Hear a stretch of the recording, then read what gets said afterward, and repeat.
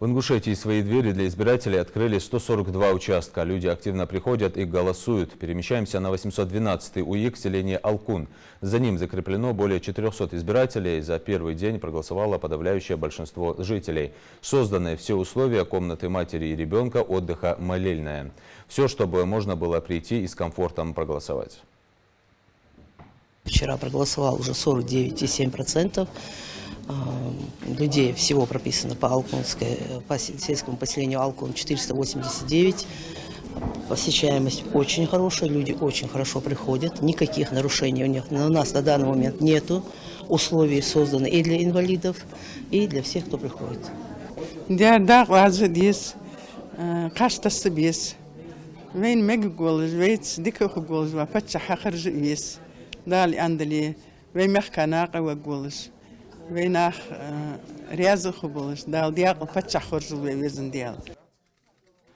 Проверил ход избирательного процесса на участке глава региона. Махмуд Али Калиматов пообщался с избирателями и оценил условия, созданные на участке.